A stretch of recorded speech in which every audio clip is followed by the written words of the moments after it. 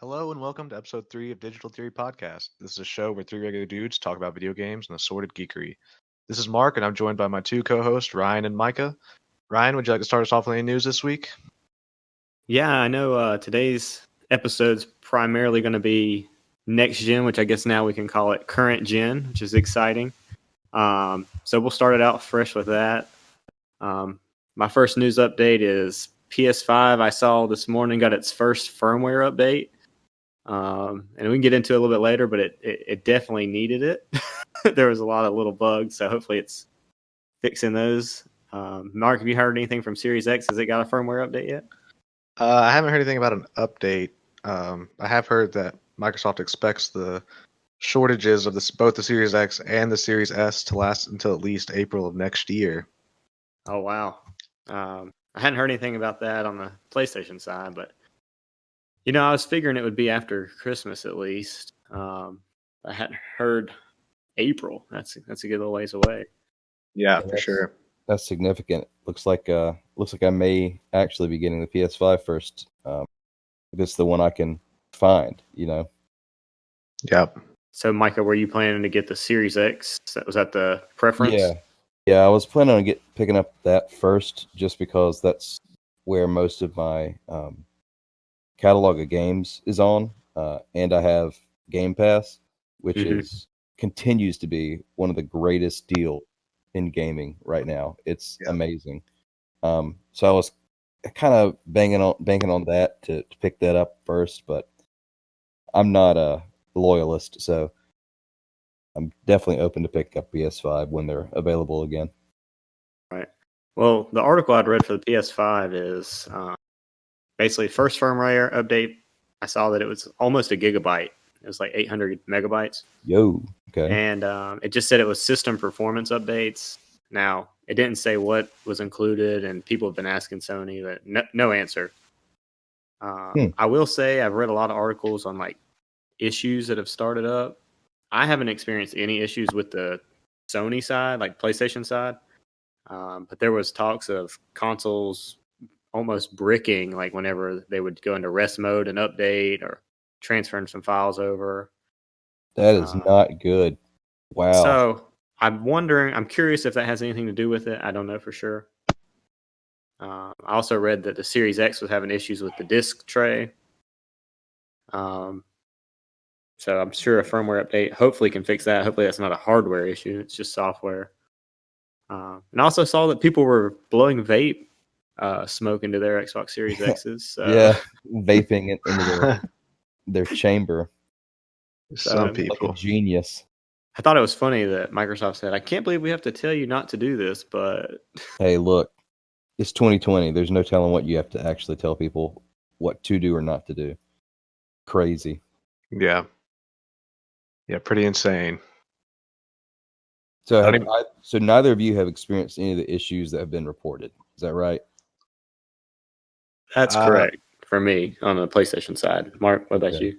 The only issues I've run into so far are I went to play. I started up a game.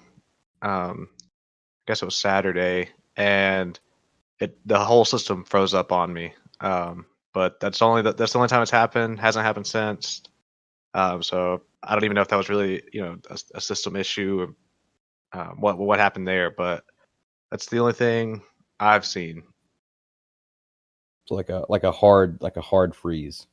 Yeah, like in fact, I had to actually, like I wouldn't even turn off with the power button. I had to pull the plug out of the back of the Xbox. So okay, yeah, it seems like every generation we go through this with the new consoles. Like the first 6 month run is just kind of not there yet, and then they work out the manufacturing process later. But I'm hoping that that's not the case this time. But Right. I remember when I first got my PS4, I had to send it back to Sony for repair because the disc drive was broken in it. So seems like a common theme. Yeah. Yeah, I think once we get to the main topics, well, I can tell you some more issues I've experienced with the new generation. But just on a strictly firmware update, or Yeah. firmware side and operating side. I haven't noticed anything on Sony's side. For Yeah. mine, anyway. It's good to hear. That's heartening to hear.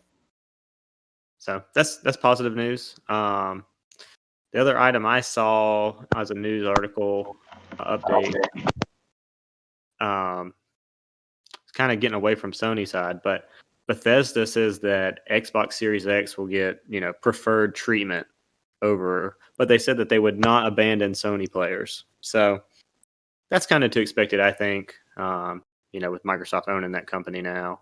What do you guys thoughts on that? I don't really have a problem with it. I mean, currently PlayStation players get preferred treatment with like Call of Duty. And at least in my experience, Bethesda games have always seemed to run smoother and a little bit better on Xbox, anyways. So that's usually the console I play them on. So I really don't have issue with it at all. Yeah, I expected it. I mean, they spent a ton of money acquiring the studio, so I did expect there to be preferential treatment, if not total exclusivity. But I think as a practice, like I understand why you would do that. It helps drive your brand, but as a practice for players, I don't necessarily think it's a good move for either platform. I think everyone would benefit more from equal access, but that's just me. Yeah, I mean, I can see the benefits of doing like like an early access maybe, or maybe even like a specific DLC or something like that, Right. just to try and get some sort of loyalty. Right. But at the same time, I see a lot of money on the table for, if you go to the other side, Right. you're not going to leave those people out to dry. Right. Exactly. Yeah, that was when everything first went down and everyone was saying things. I never really thought that they'd go full exclusive just because Bethesda's so popular that if they just shut down, an entire branch of their sales, I mean, people buy them on every console because they're great games. So I never really thought that it would go to pure exclusivity to Microsoft. But listen, I mean, I love Bethesda, but they can't afford to lose any sales after Fallout 76. Oof. Mm-hmm. But with Halo, I mean, that's an exclusive. I know it's a little bit different, but there are some benefits to going exclusive. I mean, I feel like that's drove a lot of sales for Xbox and really built up their base. I mean, on the Infinite was supposed to be a launch title, and it's the biggest tease in the world that on the Series X box is Master Chief, and can't even play the new game yet. But yeah, I agree with that a lot. Yeah, it kind of sets a face for the brand. Like Halo for Xbox, and curiously, I'm not sure what the face of PlayStation is currently. I know it used to be Crash Bandicoot, but I'm not sure what the current face of the franchise is. Maybe Spider-Man? Maybe Spider-Man. Wasn't Demon Souls an exclusive for PlayStation as well? Yeah, I believe so. Yeah. Let me double check. I believe so, though. I think so. But yeah, I think you might be right with this currently Spider-Man, but I know it's probably definitely not Crash anymore. No. I No. mean, while that it's still there, I don't think that that's the driver. Demon Souls is confirmed to be a PS5 exclusive launch title, but there was a trailer that said that it was coming to other consoles and PC. It was a mistake on the trailer, but it makes me wonder. Yeah, it could be. But yeah, I mean, for me personally, I don't have anything against Xbox. I had the 360 and I had the first Xbox. Can't call it Xbox One. Nope. That'd get real confusing. But Halo was the whole reason I bought that. Yeah. So that got me into the Xbox. So I think mine was for the 360 first Xbox I owned, but it was Gears. Gears is what brought me over. Yeah, that was a good one. But yep, that's all I got. Anybody else have any other news? The last thing I have about is the NFL has announced that they're going to hold a virtual Pro Bowl this year with players competing in Madden instead of having a live event in Las Vegas. I think it was supposed to be in Las Vegas. Well, Yeah. I saw this while I was eating dinner tonight. Just the headline on the TV in the background. So I have a couple of questions. Is this like Madden players are actually playing Madden? That's the article I read was on MSN.com. That's the way I interpret it. Like one of the quotes even says, "You can imagine Patrick Mahomes playing as himself as an AFC quarterback against Aaron Donald on the NFC side. So bring these types of players to the game and allow celebrities and others to be part of the virtual game, and obviously allow fans to see that and be a part of it." And that was a quote from the article. So Yeah, I was browsing it after you mentioned. I pulled it up here, and yeah, it's what it looks like. It looks like it's going to have players playing. So they're going to have streamers playing. So I don't think it's going to be the same people controlling it the entire game. What is interesting, I think, from the article is that the voting is going to go on as normal. So fans vote for who they think is the best at each position, and then those people are the ones put on the actual team. So it's kind of the same situation, and this time we'll actually see everyone picked get to play. No injuries, no sitting out because of the Super Bowl. So That's going to be interesting.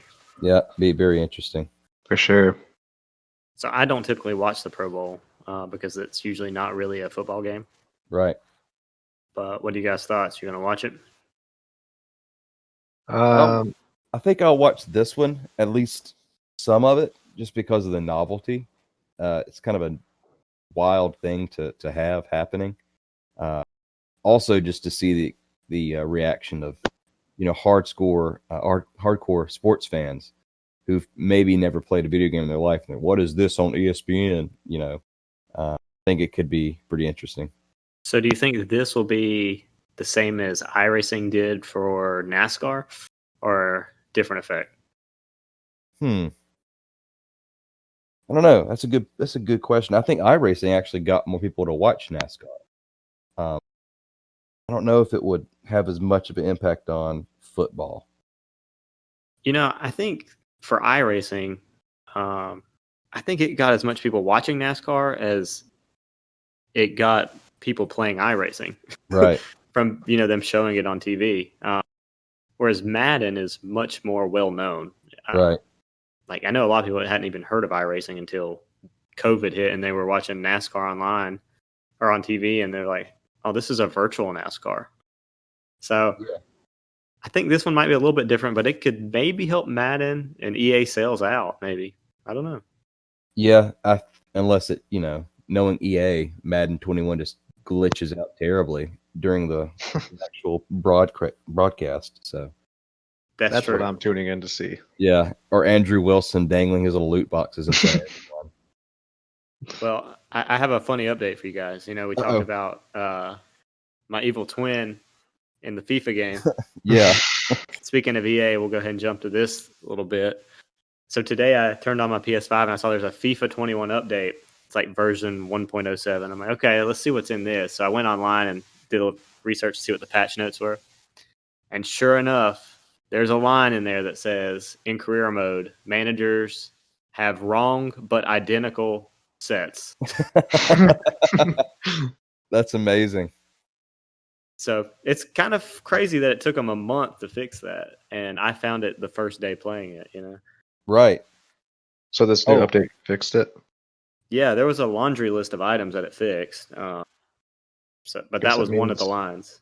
I guess it means they listen to our podcast, boys. Yeah.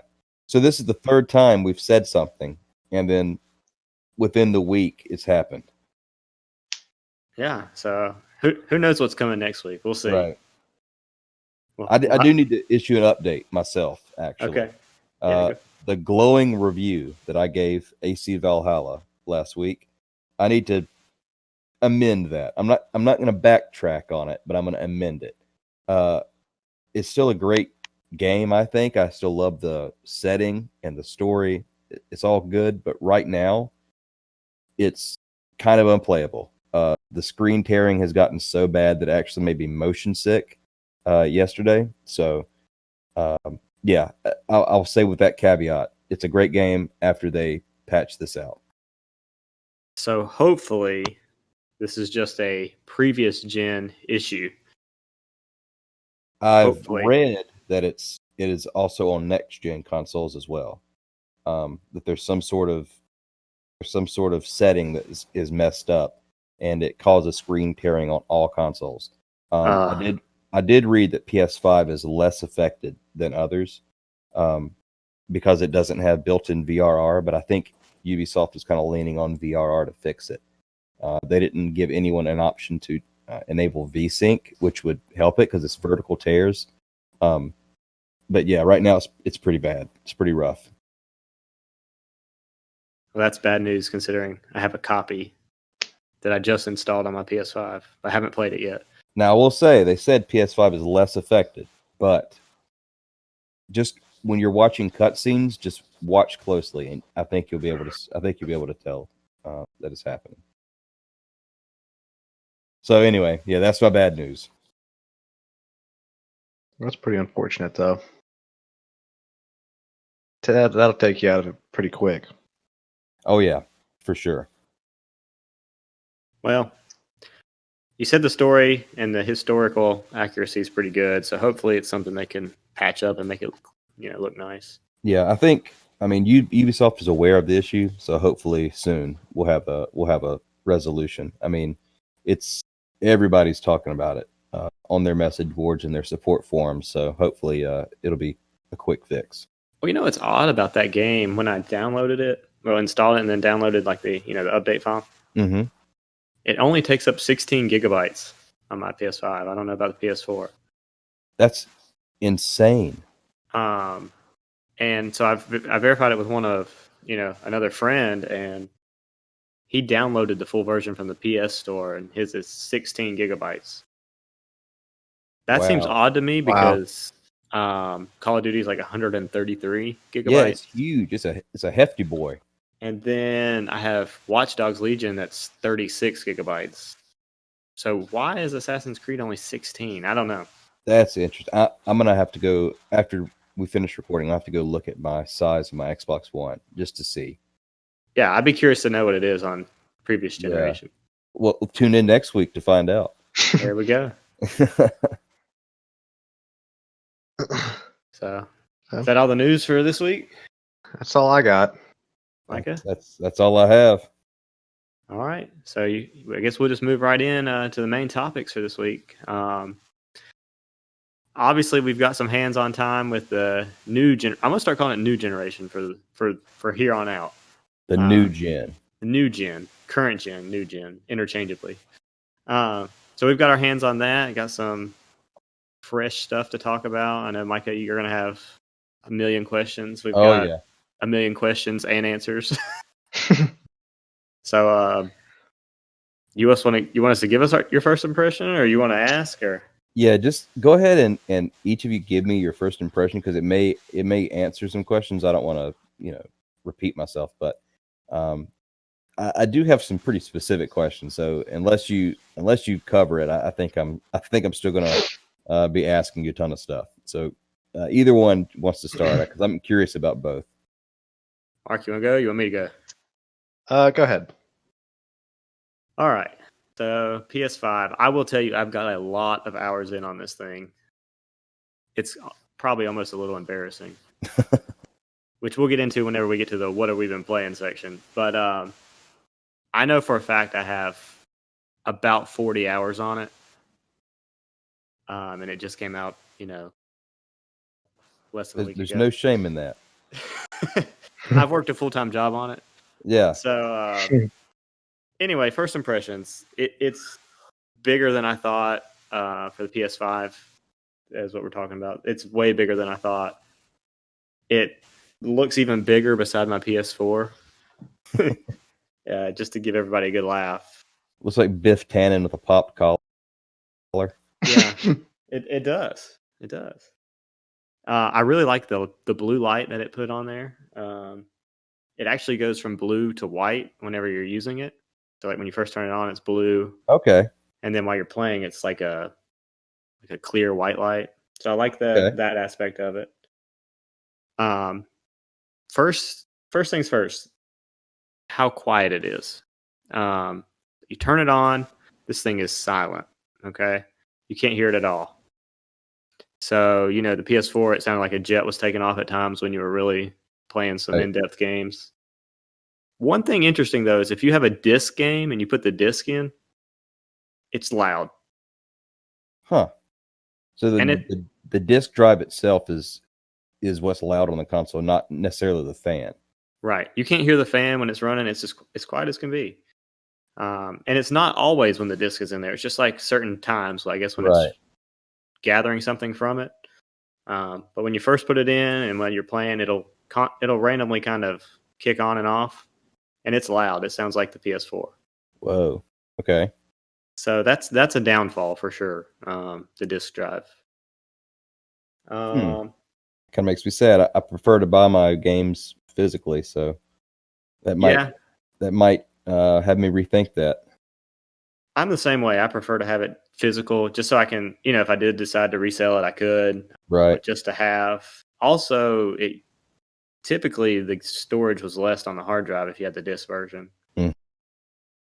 I haven't been able to tell a difference yet, with just this few games I have. Right. That makes a difference. So that's the negative I found on the console itself.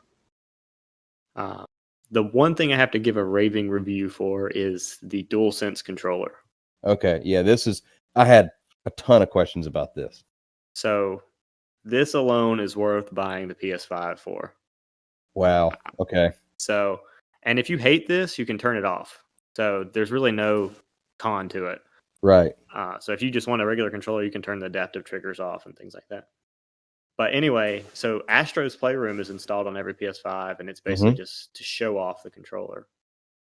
And it's really neat. I mean, like if you're doing like a slow walk through as Astro's character, you can like feel his feet moving like left and right foot on the ground. That's crazy. That is crazy to me. Obviously you can blow into the microphone and, kind of like the DS and that thing. That wasn't really impressive to me, but the vibrations are nuts. There's a couple parts where, like the wind's blowing really hard and you can like kind of feel the wind blow on your hands. Man. It's pretty incredible. There's another section where you have like an umbrella and you can feel it start to rain. It's like little light drops on the controller, it feels like. And then like the rain picks up and you can just kind of feel it like pouring. Wow. All right. So does it feel like there's like a mechanical thing inside of it, or does it feel like the actual like plastic cover of the controller is moving? Does that make sense? Like, can you tell that there's a mechanism doing it, or does it just feel natural? No, you can't tell what's doing it. I will say though, you know how like in older controllers you could feel like the vibration was coming from like the bottom of the controller. Right. Yeah. This one, like when the raindrops are hitting, like you could feel it towards like the top of the controller, like independently. Okay. So I don't know if there's a mechanism inside that's just, turning differently. Yeah. I really don't know how it works. Interesting. And also it has a microphone built in that you can use. Has a speaker Mark's on it. favorite feature. The mic and the speaker on the controller. Can't get enough of it. Mark, you'll like this. The light bar is gone. Oh, that's a deal breaker. It's actually around the touchpad now. It's like a little. Oh, that's cool. Okay, like never mind. Yeah, they've cleaned that up, so it's not as bright. It won't blind you anymore. For the DualSense, also does every game have that? Like adaptive feels on the DualSense, or is it just certain games that have? Everything I've played so far. Wow. Which is Watch Dogs. Call of Duty is pretty incredible. Like if you're shooting like a assault rifle or something, you can kind of feel that trigger like jumping around. That's cool. That's so cool. It's pretty neat. Some people might not like it though, So I guess it's personal preference. I will say I played 12 hours straight with the controller and it didn't die. That's good. And I'm pretty impressed with that considering all the features it has now. Right. That was my biggest complaint about the PS4 was that the controller I couldn't, sometimes on a weekend, I wouldn't get through an entire session without the controller dying. Well, initial impressions are the DualSense is incredible. That's fantastic. I had a lot of questions for it. From that point, I'll move on to, I guess, the user interface, the UI. It's very clean. Everything loads in a matter of seconds. You know what I mean? You're not. I felt like with the PS4, it was like you had to kind of load like the PlayStation Store, then you have to load to go back. No issues with that at all. Loads really quick. They added a feature called Switcher, which is kind of like a quick resume. Like you can hop from your game to the interface to a different game. That's pretty quick. So it'll hold your game in like a suspended state wherever you left off. Right. Okay. And then also, let's see. There's like these cards that I haven't really figured out yet, but basically it's like gives you percentages. So say you're doing a mission, if you hit the like home button, it'll like pop up and it'll tell you like what percentage of the mission you are in. So like how far you have to go. It can also give you some tips. So if you don't know what to do, so that's kind of nice. Yeah, I was looking at a video of those, and it looks pretty cool. That way, you can, if you're an achievement hunter, you can kind of track what you've missed. Yeah, so I really like that. So I'm impressed to start off with. Obviously, I've got about 40 hours in it. Still a lot to go. I'm sure I'll find some things I don't like, but so far, very pleased. Very cool. What about you, Mark? What about the Series X? Yeah, so a similar experience. Pretty much played it all weekend. I don't think I have quite 40 hours in it, but I definitely have enough that I've got a pretty good feel for the thing. So straight out of the box, when I opened it up, it's probably about as tall as I expected it to be, but it's a little bit wider than I expected it to be. Which I mean, really not a big deal, but just takes up a little bit more space. Pretty heavy, definitely heavier than I expected. But the UI, I was a little surprised. Maybe I missed something, I don't know, but it's exactly the same as the Xbox One. Maybe Microsoft announced that and I just missed it, but I don't hate that because I was a huge fan of everything about the Xbox One, at least the most current state that it's in, with the way the home screen works and when you press the Xbox button in the middle of a game and you get the quick menu where you can get all your friends and achievements and all that stuff.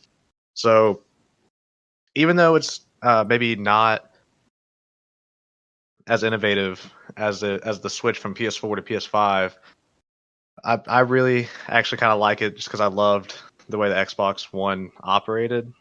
I mentioned a little bit ago that it did freeze up on me, and I haven't had very, very many problems with it outside of that, but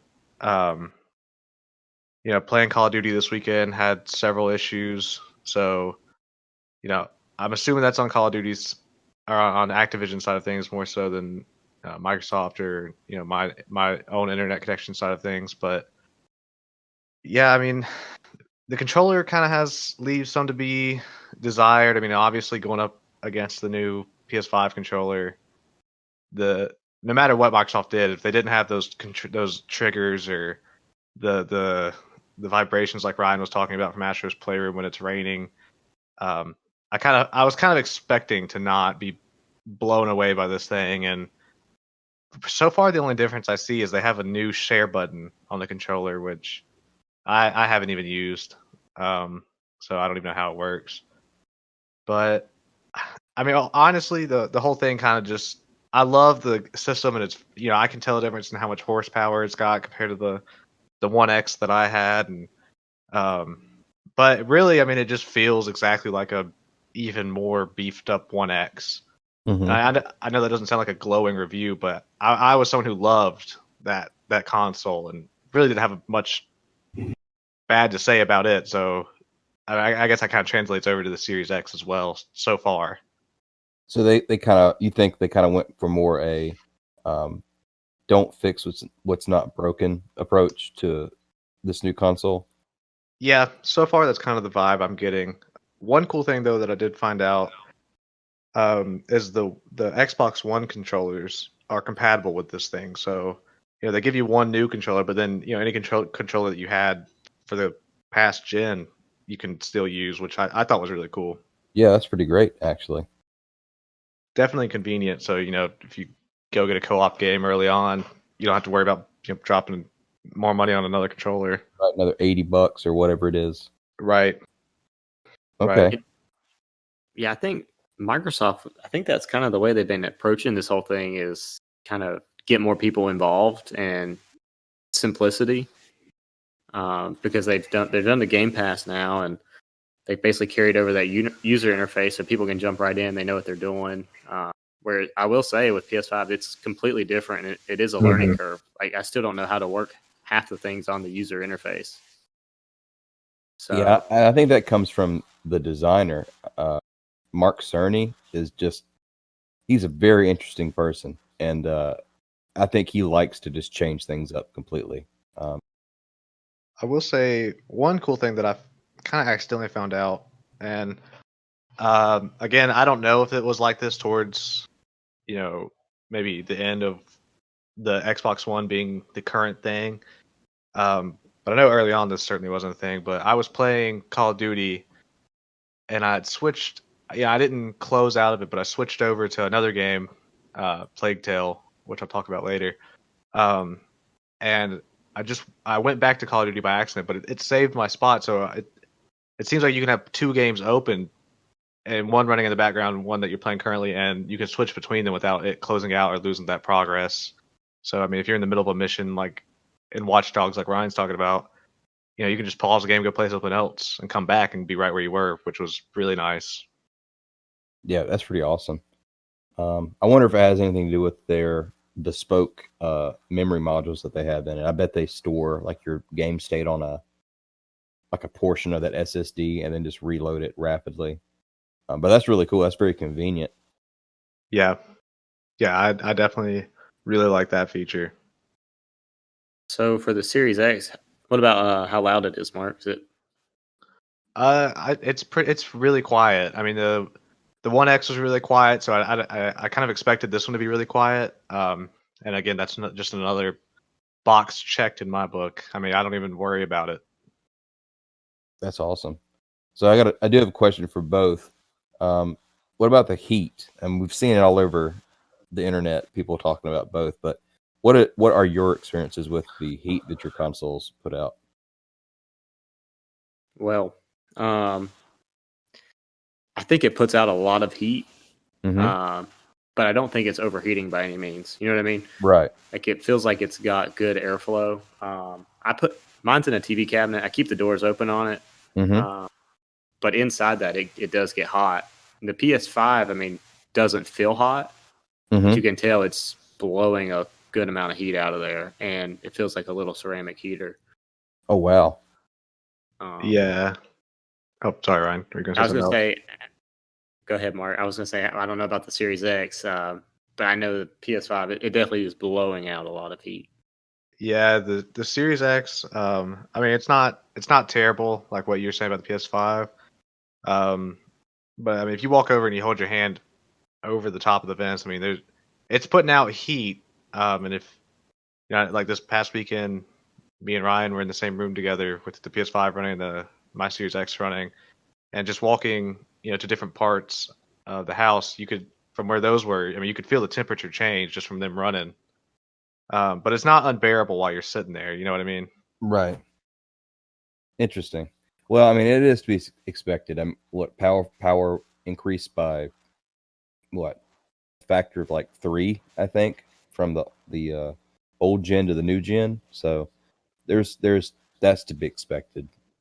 Right. Interesting. So it's not that the consoles themselves have an overheating issue. It's just that they have a lot of horsepower that requires a lot of exhaust. Right. And, Yep. I had mine on for about 12 hours at one given time. Right. And at no point did it get loud like it was, like a workhorse blowing anything out. It was just efficiently cooling it. But it was blowing hot air out. But, Right. there were no warnings, it's overheating. It doesn't feel like the console itself is about to melt. Right. It's just no gameplay slowing down or anything like that. Just putting out heat. Yeah. So I think it's normal, but it's a lot. Gotcha. Well, I'm sure it has to do with the size of these things too. I mean, they're huge. Oh yeah. How do you guys have yours oriented? Like, what do you have them vertical, horizontal? I've got the Series X vertical. I just think Okay. it looks better. Yeah. I think Yeah. the Series X has to be vertical. It just doesn't look right if it's Yeah, not. I think it was designed too better for heating efficiency or cooling efficiency, I should say, to stand vertically. It just looks like it was built that way. But yeah. I definitely. I mean, I just also like the idea of having a console vertical. I mean, I know it may not be the most popular thing, but to me, it's just something different. So, and I know you could do it with the other consoles and stuff, but like for this one to be like, to me, it's just designed to be that way, and I just thought that was really Right. cool. out of the box, you didn't have to buy a $20 plastic stand to Exactly. do it. Yeah. I've got mine horizontal. PS5's horizontal. That's just because of my TV stand. I Right. don't have any room to put it vertical. What's interesting about the stand for horizontal, basically they have the same stand that's made to share vertical and horizontal. Mhm. And basically what you do is you twist this little section and then it locks in place for vertical, and then you twist it and it locks in place for horizontal. And there's two like little fingers on the back. And Sony put these little like the triangle, square, X button logo on the back. And where the two squares are, that's where those fingers go. That's pretty cool. So it tells you where to put it, and basically it just rests on there. It doesn't lock in on the side of the console. It just kind of has the fingers that grab it. Just But to kind of keep it steady. it seems like it stays put. It kind of looks like it's floating, to be honest with you, because of the curves of the console. So you don't really see the stand. It just kind of looks like it's floating there on the shelf. It's pretty neat. That's pretty cool. Yeah, I think the PlayStation looks better vertical anyway, though. Kind of like the Series X, but unfortunately, I had to do it sideways. Yeah, I think that's a lot of that goes to just Sony's design. I think they've always just had a very elegant design for their systems. It just has always looked just real sleek, just real sharp. So, yeah, very cool. Yeah, lots of news, lots of hands-on stuff now. It's pretty neat. So I do have another question. So, have you guys noticed the increase in frame rate when you're playing games? Because I'm getting older and I can't necessarily distinguish between a 30 FPS and a 60 FPS game. What are your experiences with these new consoles? Well, I mentioned, I think it was last week, that I've been playing Assassin's Creed Odyssey on my One X. Mm-hmm. So that was that and Doom Eternal were two that I really wanted to see if there's much difference gameplay wise on the Series X, and maybe it's all just in my head, and I've been, because I've been so excited to try this thing and see the difference. Maybe I'm making myself see the difference, but to me, it does feel like I've played more of Odyssey than I have Doom Eternal, so I can't really speak so much for Eternal. But it does seem that Odyssey is, it runs even smoother than it did on the Xbox One. And I know the loading times on that one were, even on the X, they were terrible. But on the Series X, it's a breeze. So I'm definitely, I feel like I do notice a difference in that one. Yeah, I mean, I think it's hard to say because we're not comparing apples to apples. Like we're not going from Right. one game to another to the same game. So it's really hard for me to give a good firm answer on that. Does it feel next gen? Maybe that's a better question. Your games feel like an upgrade? Absolutely, I would say. What about you, Mark? Yeah. Interestingly enough, Call of Duty is the only one I have right now that is, made for the Series X. I haven't really bought any of the launch titles yet, but even that one I think definitely feels different. Very Yeah. cool. Yeah, that was something I was wondering if, is it worth the price of admission? But it seems like, yeah, it's a resounding yes. Well, yeah, Go ahead. Go ahead, Micah. My second question I was going to ask, or next question, is the SSDs. I know you guys have mentioned them. Ryan, I know you've had experience using an SSD on your PC, but just using those on your console, how much are these going to change kind of the game? Well, everything loads incredibly quick. But, startup times, which I'll get into some more once we go to the what we've been playing section here in just a minute. But everything loads quicker, and it's probably how they're keeping up. I know like in previous games, they would do like these little cutscenes as like loading, in the background, and there's not really any of that. So it's like before you'd look down at your phone and do something while you're waiting on a transition. There's not much time to do that anymore. Mm-hmm. So it's same on the Series X as well. Yeah, Brian pretty much hit the nail on the head right there. I mean, like going back to Odyssey, I mean, the fast traveling, I hated doing it because it just took so long to load everything. But right. But on this one, yeah, I mean, like Ryan said, I mean, you don't even have to look down at your phone and twiddle your thumbs. I mean, you're there. Wow. So fast travel is actually fast travel. Yep. That's awesome. Well, why don't we move on to what we've been playing so we can kind of talk about that? Sure. Get some more details. Mike, have you been playing anything? No, unfortunately, I was kind of sick this past week, so I really didn't feel like doing anything this past weekend. And then the past week, I was just slammed with work. We're coming up on progress reports actually Thursday, so I am neck deep in grading assignments. So unfortunately, I haven't played a lot. I kept playing Valhalla until, like I mentioned earlier, the tearing kind of made me motion sick. So I just had to stop. So unfortunately, I haven't played much this past week. Hate that. Well, hate that for you, but we've got you covered. Awesome. We've put some hours in for you. Awesome. Yes. Life finds a way. So I know Mark and I have both played some Call of Duty Cold War. We played together in some multiplayer. So I know he's had experience on that. So if we want to start with that, that'd be a good place. Sure. What are your first impressions on Cold War, Mark? Well, firstly, the servers need work. I mean, at least Saturday night. I mean, it was just. I mean, we were lucky if, and I think Ryan actually sent me an article that said it's mainly Series X players that are dealing with this. But I mean, we were lucky if we joined up in a game, if I didn't get kicked out, or if it didn't, it's like the menu would lock up, like it wouldn't recognize me clicking any buttons. I could move, through the options with the joystick and use LB and RB to look at my loadout, or go from like create a class to my player record and all that stuff. But if it wouldn't let me press A or B.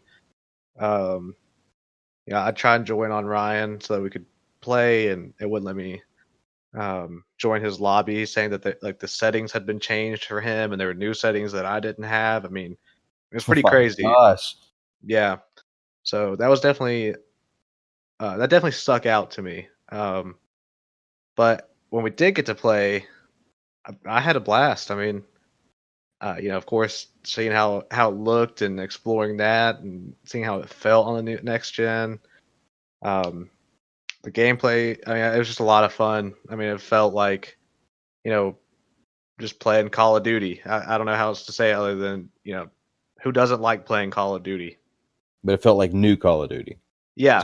Okay.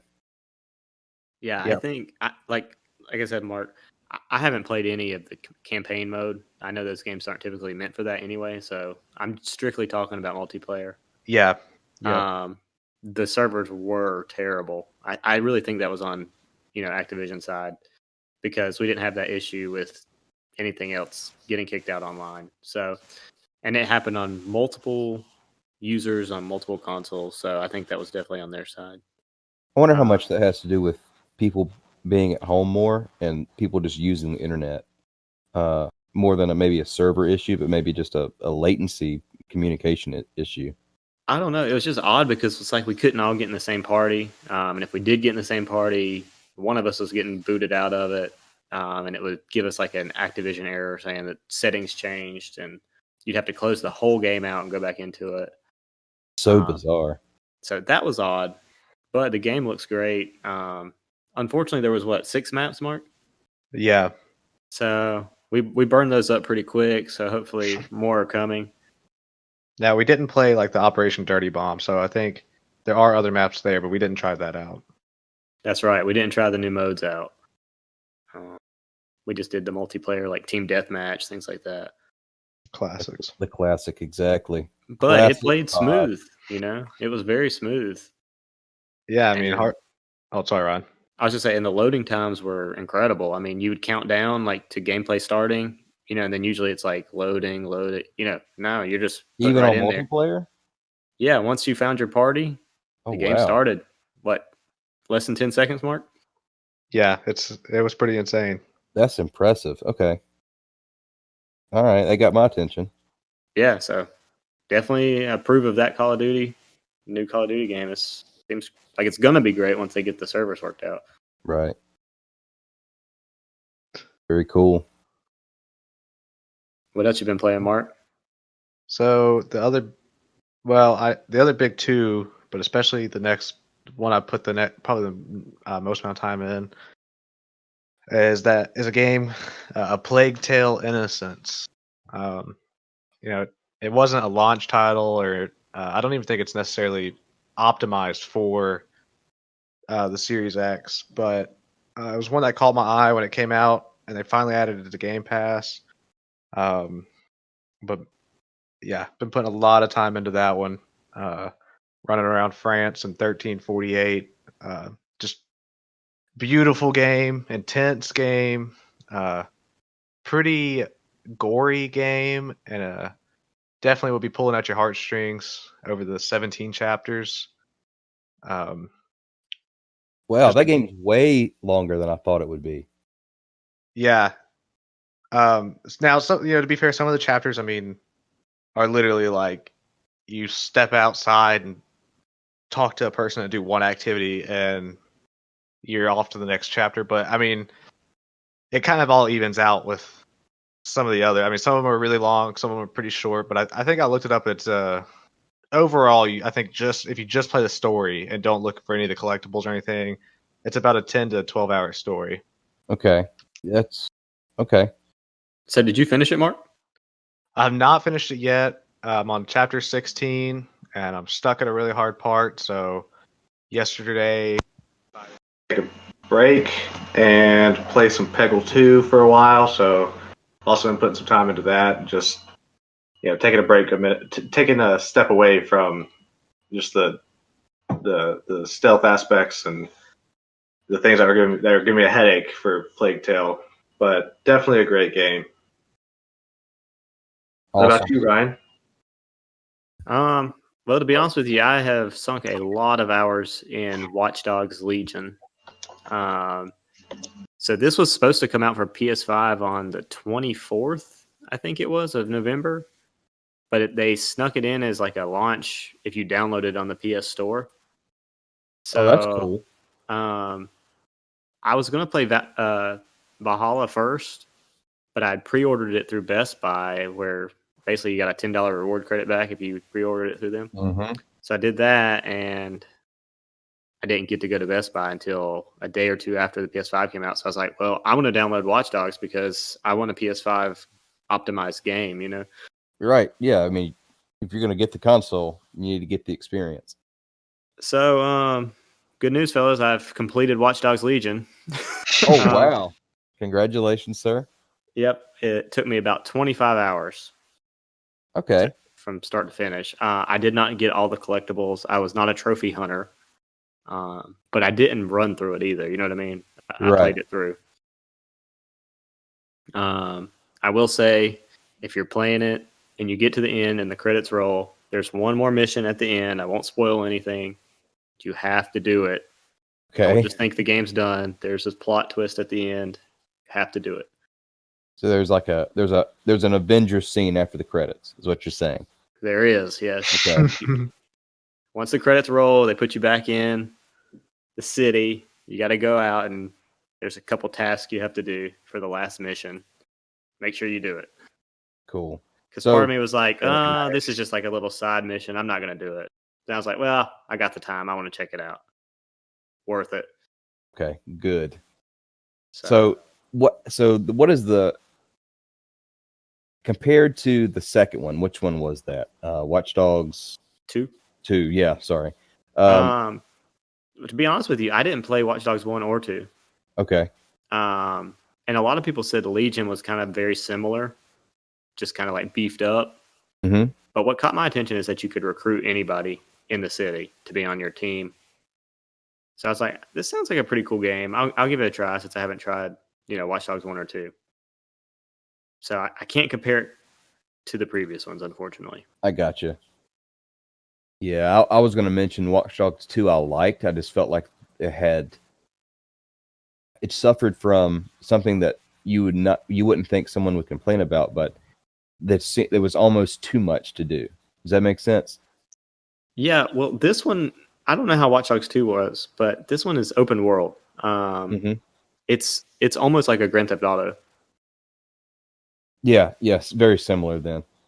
And you can go in a lot of buildings and you can talk to anybody. And I mean, it's very similar to Grand Theft Auto. That's the best thing I can compare it to.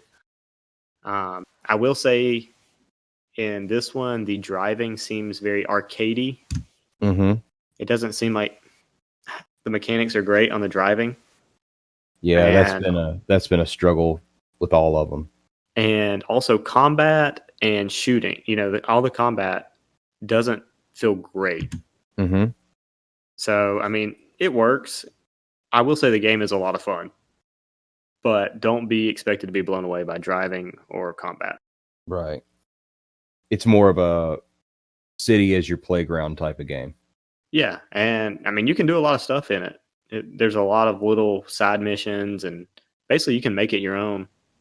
There is one part in the storyline where you have to make like a critical decision, and I'm curious to know how the outcome would be if you selected the other option. Interesting. So, like, I won't give anything away, but there's a big part where you have to let someone or something live or die. Mhm. So, I chose for that to live, but I'm curious how the story would have played out had you went the opposite route. Does it have an alternate ending, or does it kind of tie back somehow? You know what I mean? Interesting. Okay. I like those. I like those moments in games.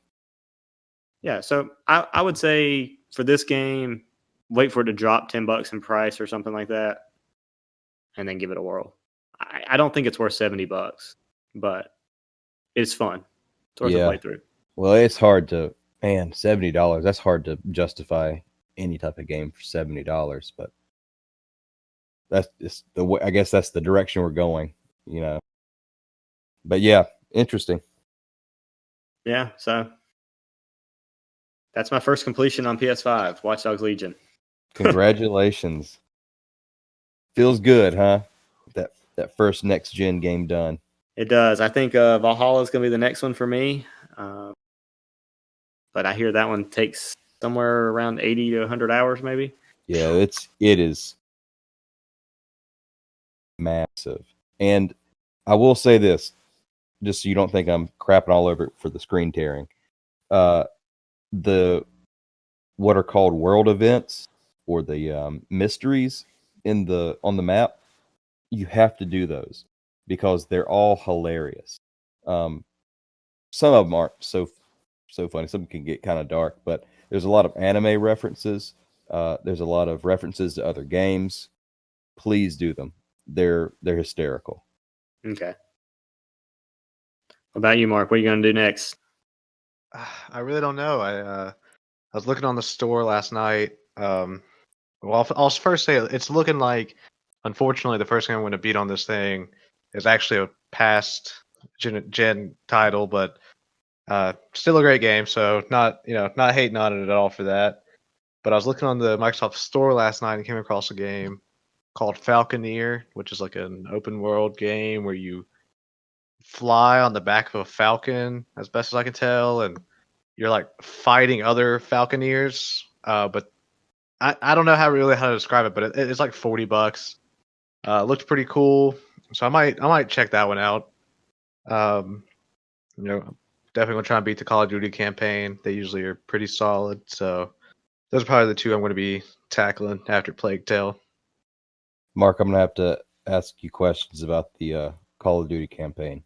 I saw the trailer where Ronald Reagan is in the game, and I'm gonna have questions. All right. Yep. I will be happy to answer Good. them. Be careful, Mark. He's a history teacher. Yeah. I Yeah. gotta know. I gotta Sorry. know. I'm always excited to talk history, so this sounds like it'll be a good conversation. We're gonna go kill those Russians. Well, I'll tell you what, I'm probably going to take a break between jumping into another big open world game for like Valhalla. So I'll probably play quite a bit of Call of Duty over the next week. So we can all just kind of have a nice in-depth conversation on Call of Duty next week. Cool. I'll be going through the plot with a fine-tooth comb. Sounds good. All right, fellas, if you don't have anything else, I guess we can wrap her up. Next week, we can cover some more reviews on launch titles. Call of Duty sounds like what's going to be the big thing, and I'm sure we might jump into a little bit something else just to get our feet wet. Yep, sounds good to me. Yep. I have nothing more to add other than happy early Thanksgiving to everybody. Absolutely. Yeah, everybody stay safe out there. Enjoy the holiday. Peace. See ya.